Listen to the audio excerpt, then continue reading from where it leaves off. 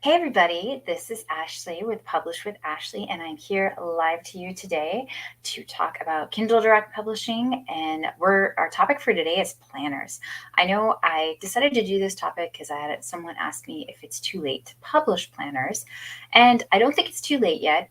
I published a few in the beginning of October, and I'm going to start publishing a few more. I'm going to do some specialized ones, so I'm not doing a mass amount, but I'm probably going to do about 20 or 30 more kind of specialized ones. And I wanted to talk about that. So if you're new to my channel, welcome. And please like and subscribe to my YouTube channel. I'm here live pretty much every Wednesday at noon Eastern time to answer questions, to help you guys. I am really here to help you. I am sincerely invested in trying to help you guys learn more about this. When I first started Kindle Direct Publishing 5 years ago, my journey was long and I had no idea what I was doing, and I appreciated any information I could get. So I can totally feel you guys who are beginners, because I learned from total scratch, and it took me a while because I worked on this in my spare time, probably like a lot of you. So yeah, we're going to talk about planners. All right, I think I already have some questions. So let me see my questions. Let's see if we have any. Oh, God, I've got a lot of questions already. Sorry, it was a few minutes starting. Hello, Facebook users. Okay, so let me answer some questions. Let's see. Bastian said that she, I can't tell from the picture, sorry, published a productivity planner, and but then saw productivity planner is trademarked for 016 and other numbers, and my hardback version was reviewed, but my paperback is still in review. And you're asking if you should unpublish it. That I probably would. It's just because eventually they'll kind of come and find you. You could change it around to still get productivity and planner in there. You could change it to a different word instead of productivity. There's lots of ways to do that, but I possibly would. You can try it. It's really a matter if that trademark holder decides to basically tell Amazon that you're infringing upon their trademark, especially with something like that. With it, maybe, I wouldn't necessarily think productivity planner could be trademarked, but I know trademarks I think they're kind of trademark trolls, because people are trademarking things like cats. How can you trademark and say that you're the first person to put cats on a book? That's just ridiculous. You can't really say that. But, I probably would, just because I don't want to get in trouble. My KDP count is a lot to me, and I would try and find a synonym and use something else. That's kind of what I would do. Okay, so let's go and talk about planners. Sorry, I answered a question first, but it was a really long question. Hello, Donna. Hello, Concord and Qtex Gaming. Let's see. So I'll do a few more questions. Publish planners. Would you recommend ads? We'll talk about some of that. Okay, so we're going to talk about ads. Hi, Christmas coloring book for kids. Is it trademarked? I would have to look. Something sounds like Christmas coloring book for kids being trademarked. You would actually have to look on tests. It's best just to look it up and look under 16016. That's the trademark for books. But even if it is specifically trademarked, there's other ways. You can use different words. You can use, focus on something else that makes it a little bit different. Okay, so planners. So let's talk about planners. So for sake of discussion, we're going to kind of be talking about like the calendar type planners for this.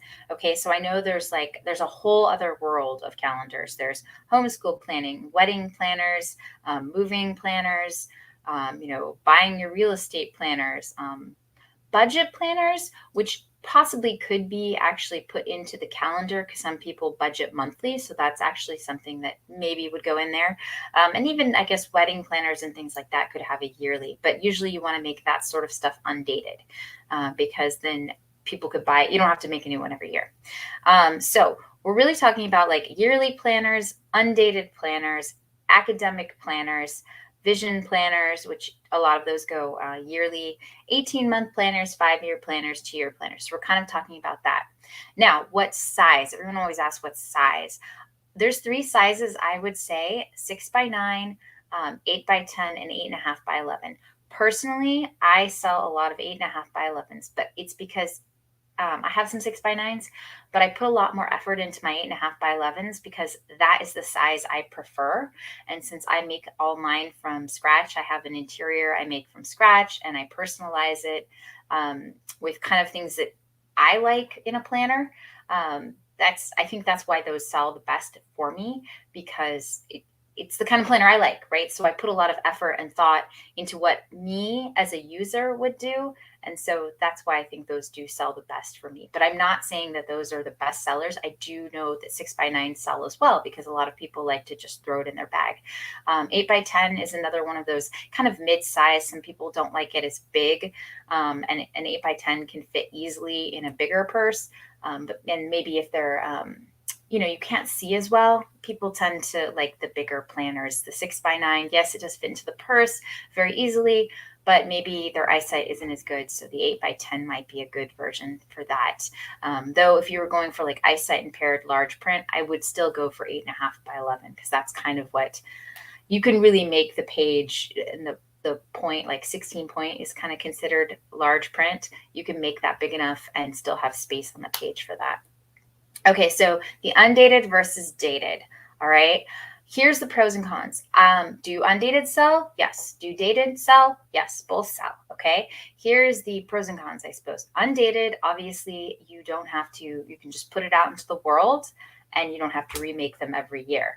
Okay, so that's definitely an advantage. But dated, the problem with dated ones is obviously every year you have to make new ones. So, that can be a thing. But the advantage of dated is that a lot of people actually type in the year they're looking for. So 2022 planner, they're literally going to, because if they just type in planner, a lot of times they get something they're not like looking for. So they're going to type in 2022 planner. So yours is more likely to get up. Now, the undated, you're going to capture the crowd with the undated, who is the type who picks up a planner and puts down a planner. It's kind of the conservative, non-waste type person. They know that they want to use a planner, but sometimes they use it, sometimes they don't.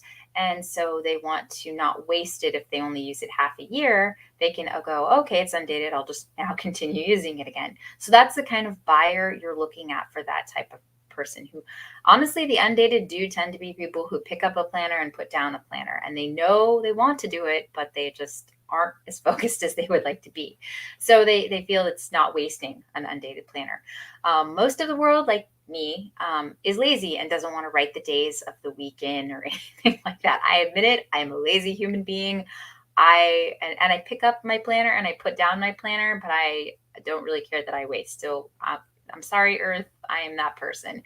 But it's mostly because if I'm using my planner really regularly, the idea of putting in the weeks would make it more of a hindrance. And so I would be less likely to use it.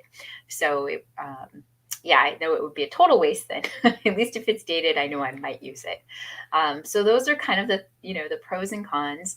You do get a better search engine results with the whole 2022 planner, but you also have the negative of you have to remake it every year.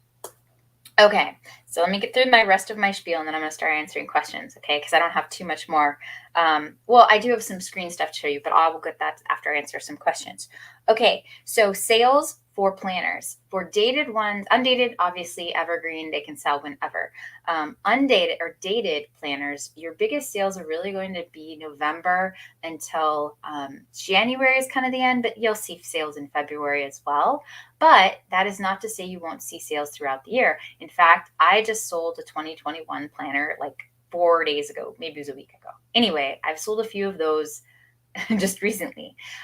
There's so many reasons for that. Maybe someone wants to document something that happened the previous years, or they just want a planner for a month. I have no idea why, but people do it for whatever reason. So they do sell throughout the year, but really after February, it's a onesie, twosie type thing. You're just not going to get that many sales, but it's a nice Christmas bonus. And the nice thing about that whole part right there, selling, so there's a lot of people on Amazon. So the likelihood of getting sales is pretty high. So, that's really good. You're getting eyes on your products. So that's good. Okay, so here's my tip. This is my tip. If you're going to listen to anything I have to say about planner, here is my tip about selling planners. Okay, remember my rule of 3. If you guys haven't been listening to me, then you may not know my rule of 3, but my rule of 3 is really important in this case. So the rule of 3 is you pick your interior, in this case, planners, and then you're going to have a niche, and then you're going to sub niche. Okay. So you're going to go down 3 and possibly 4 layers. In the way of planners, if you're talking dated planners, so a 2022 planner, okay, is, like that's the type you're doing. Like that's the interior. So don't say that's, drilled down into any sort of sub niche. It's not. Okay. So examples of the 3, right? So dated 2022 planner, right? Okay. That's the first one. Christian women. Okay. So that would be 3. So you would do, and maybe Christian women who like flowers. Okay. Christian women who like quotes from Psalms. So you'd almost have to do 4 layers for some of those to really get some results. But don't have to put everything with flowers. I guess I'll talk about flowers in a sec here when my focus tip. Okay, so this is pretty funny, and I'll actually show you an example because I thought it was funny. I thought of, okay, what's another kind of niche one? So I was thinking tarantulas for men. So a dated planner for men who like tarantulas, and there's actually planners on Amazon. I didn't know it was a big niche. I haven't seen a lot of sales, so I'm not saying it's a great niche, but I'm trying to show you how you can focus down. Okay. Another probably more popular one is, 2022 planner, nurses who like, cats, or nurses and coffee, like some other big niches that mush together with, something like that. So you're trying to find a nurse who likes coffee. Okay. Which isn't, there's a lot of nurses who like coffee, or doctors who like coffee, or things like that. So those niches do go together. Nurses who like tarantulas, maybe not so much. So you want to pick, a sub niche that seems to make sense with that other niche. Okay. All right. So what a lot of people want to do is just want to throw flowers on their cover and say, well, see, the best sellers have flowers. Well, there's a few reasons. One, if you're going to do a planner with flowers, you either have to be super quick to the market and got lucky and got some sales. You have to have a mailing list, or you are advertising like crazy. So don't try and compete with people who are spending a whole lot of money if you're not willing to spend a whole lot of money to advertise. If you're going for organic sales, you need the rule of 3. Okay. Rule of 3. It's very important. And almost 4, like I said, Christian women, planner, Christian women who like, Psalms verses. Okay. You're really going to have to focus down. Okay. So that's kind of, the basics of planners. Okay, let me go answer some questions, and then I have I'm going to share my screen and show you kind of, I went through Amazon, and I want to show you my thoughts and things like that. So I just wanted to do that. Okay, let's see. Low content is saturated from Ammon. Well, of course. Here's the thing. I've said my whole saturated speech before. There was, I think, like 10 years ago, 10 billion books, or more than that. Google estimated there were 10 billion books. So saturation has gone and, come and gone. Books have been saturated for ever, like, so for a very long time. So the whole idea of saturation in the whole book land is kind of ridiculous. If you're an avid reader like me, I love romance novels. Okay. And I really love cheesy teen romance novels. I know, it just makes me happy. Okay. So sue me, I like cheesy tone, but there can never be enough cheesy teen romances. Okay. Because I am a voracious reader. I read like 10 of them last week. I know that seems like a lot, but teen cheesy ones are really, really short, like 100 pages. That's like an hour of reading for me because I'm a really fast reader. So the whole idea of saturation, can you win in a saturated market? Yes. Do you have to advertise? No, but there are other ways to get traffic to your page. I'm going to do a video in a little bit about if I had to start over again and how I would do low content publishing and how I'm going to actually start next year. I have this whole idea and plan, and I don't know if it'll work, but I do think it will work because it's about trying to get attention to your stuff in an organic way, and bring traffic from the outside to Amazon to purchase your products. And I know that takes work, but that our solid businesses are work, right? When you think about building a building, Would you really be excited about a building that was thrown together in like 2 days? Not so much, right? When people think about solid buildings, they think about foundations and things like that.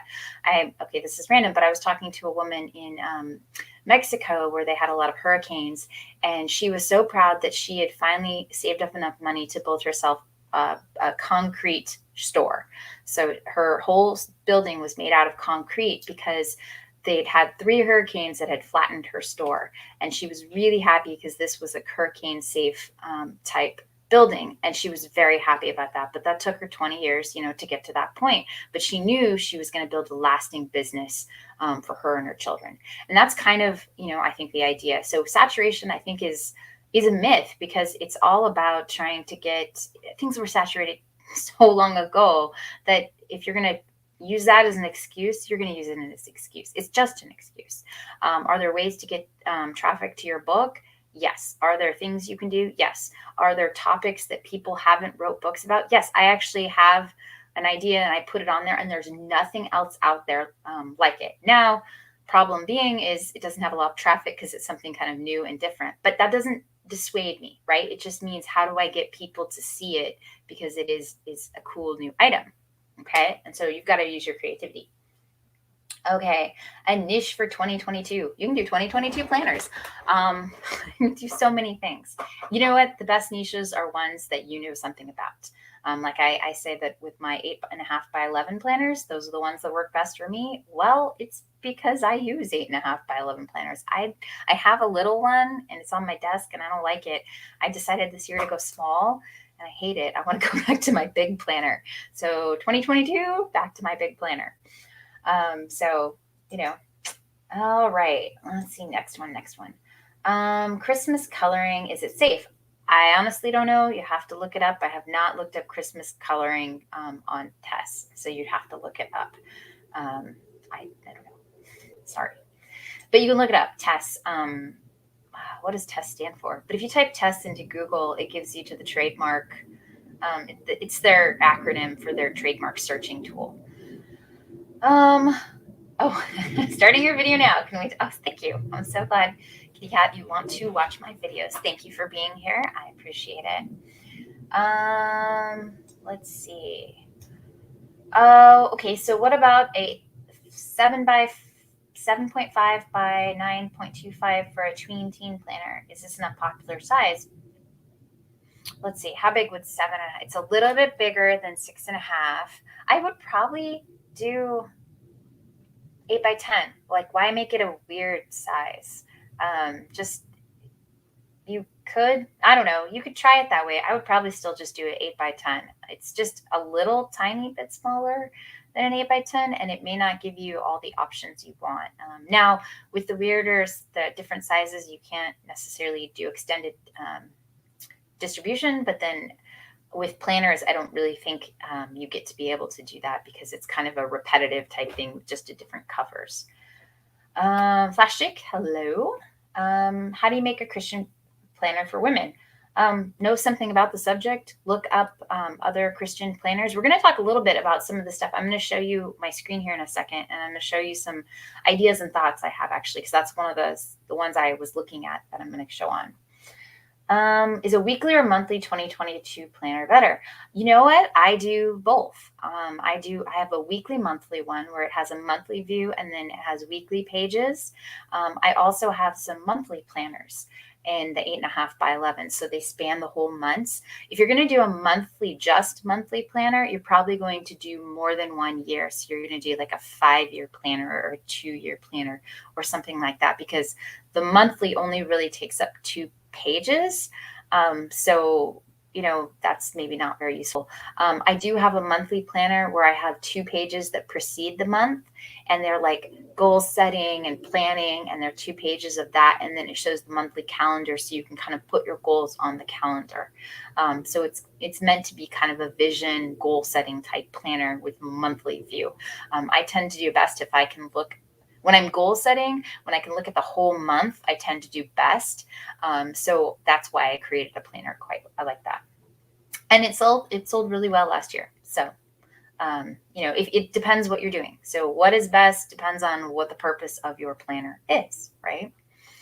Okay, so we're gonna share my screen here for a second. Give me a second to share my screen. Oh, someone asked about weekly planner being thick. You can do it. Yes, some weekly planners can be really thick. I do a weekly planner where I do 2 pages for a week. So it doesn't tend to be all that many pages. Backlinks to your books helps in ranking. I'm not sure which backlinks. Are you talking like trying to, definitely putting stuff on Pinterest and getting a link that goes to your book, or that sort of thing definitely helps. Let's see. When I use planners, I got the hardcover ones from the office supply store, and they never sell them in paperbacks. Paperbacks sell well for you. Yes, I do paperbacks. They sell really well. People like paperback because it's light, it's cheap, and personally, I like spiral bound the best. But I do like paperback for other things as well. So, like the monthly planners with my monthly ones, I like those. Actually, they're not too bad in paperback because of how I use them. So it depends. Whatever you like, someone probably likes the opposite. I do try and tend to make things for what I would like, just because I would understand the market, right? So if I can solve my problem, I could probably solve someone else's problem. Okay, I'm going to do screen share, and then I'll do some more comments. Give me a sec here. Share screen. And sorry, it just takes me a sec. I forgot to set it up earlier. Share. It's thinking. Maybe. Can you guys see me? I don't know what it's doing. It's thinking very hard. Is it safe? Okay, so someone, I don't know if you guys can see me. Oh my gosh. Hello? No, it died. Oh, come on. This is not cool. Come on.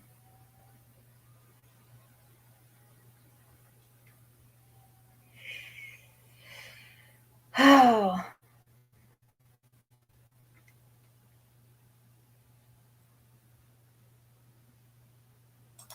Come on. Oh, cool. Oh, you can see me. Can you hear me? Can you guys hear me? Hi, can you hear me? I'm glad you can see me. Can you guys hear me? No? I don't know.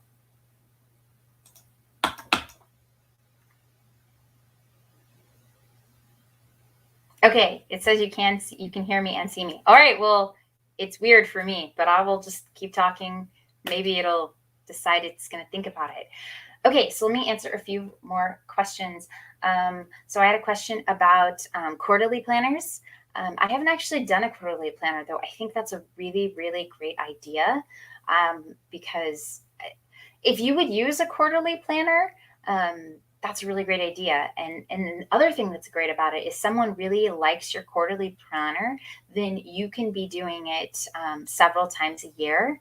And well, you'd sell them basically the same planner several times a year, because if they're using it for part of the year and it's only a fourth of the year, they're going to buy 3 more. So that's a really great type item that would be good to sell. Okay, let me see if I can get anything else to pop up. I wanted to talk about, I'm apparently having technical difficulties with StreamYard. Google, I think it's my computer. I think I need to wipe my computer and restart, because just Chrome is not having a good day.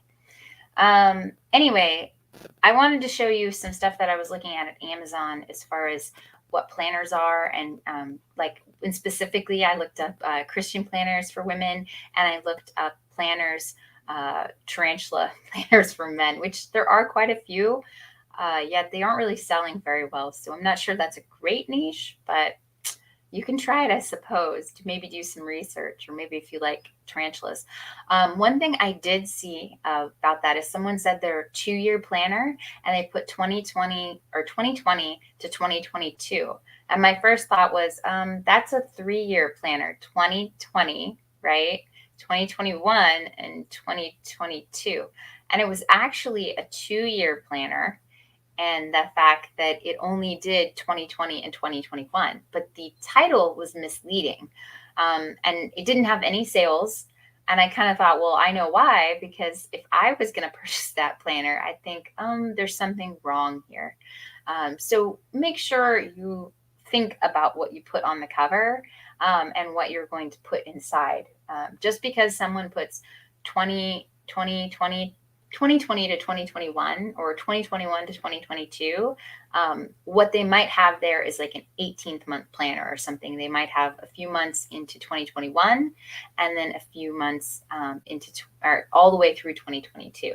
So think about what you're putting on your cover before you put that on there. Color planners. I have not done a colored planner interior, but with the new standard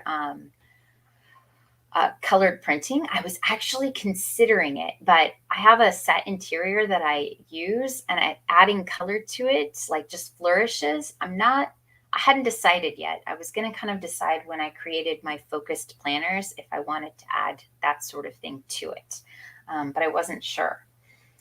Okay, let's see. I cannot scroll up and down on my comments because Chrome is crazy, but apparently you guys are still seeing me, so I'm letting this go. It should be interesting when I try and turn this off. Let's see. Color printing is pricey, and I'm worried that they won't like it because of black and white. Yes, I can see, but there are people who really like colored planners, and they might be willing to pay a few dollars more. That standard color printing instead of the premium color is a big game changer in the sense that you can do longer books, which your planners would be more than 75 pages, which is, I think, the minimum for the color printing. So you definitely have an option there, and people might be willing to pay more. They like that sort of thing. Okay, what other things? Any other questions? I'm sorry I can't share my screen. It's literally stopped. So I imagine I'm gonna have to like turn off or close Chrome and Task to be able to end this whole session. But if you have any questions, I'm gonna try and look through as it comes across. Someone asked about tips to rank in tracing books. When competition is really tough, I would say two things. One, think of a niche that most people aren't in yet, which may or may not be difficult. It's probably difficult, but it's definitely possible. The other thing is try and bring traffic to your site. Start a Pinterest account, start advertising your stuff on Pinterest, start a blog, start a YouTube channel showing off your tracing. There's so many free things you can do. And the nice thing, I'm big on building a brand, because I think when you build a brand, you don't feel like you're advertising or your time spent on YouTube or your time spent on Pinterest, other things that are kind of time consuming but free, are in vain. Because if you're building the brand, if you're creating something that will send people to more than one of your books, then it's beneficial. It's like when authors create a series of books, like I'm talking a real series of books, like, Harry Potter. It's a whole series, right? You read one through whatever it is. I can't remember. Is there 8 books? I've read them all, but I don't remember how many books there are. But it's a brand, right? So they have a whole series of books. And if you have a brand of books that your audience are interested in, then spending the time to create Pinterest accounts, spending the time to have maybe a YouTube channel where you read your book or you talk about something your audience would like, and then you show them your book. Those sorts of things are going to eventually really pay off. And it's going to kind of go like this, really stagnant, and then it's just going to take off because it'll start to build its own momentum. And so spending time like that is pretty good. Okay, I think it's stuck and I'm not going to see anyone else's comments completely. I guess I'm going to say goodbye. I'm so sorry I couldn't show you guys the what I wanted to show you all with the screenshot, but that's okay. I will be here next time. I have a few more videos I'm planning on making. I did some brainstorming, and I'm going to talk about my idea for next year of what I'm doing for 2022, of how I'm going to build up a whole blog. I'm just going to kind of build outside traffic. And I'm going to talk about some hardcover ideas and just basics on hardcovers, some fun kind of ideas of different niches that I think would be interesting or fun to do spinoffs on that have some decently high traffic, but you probably maybe don't know about yet. Maybe you do. And then, oh, I had a really awesome idea for QR code puzzles. I was trying to do the scavenger hunt thing, and I really think that works best as a printable on Etsy. So maybe we can talk about that and doing printables on Etsy for that sort of thing. But I was thinking about puzzle books with QR codes, and I have some fun ideas for that. So I will be talking about that in the future. Thank you so much for being here. Thank you for watching my video, and I will see you next Wednesday. Bye.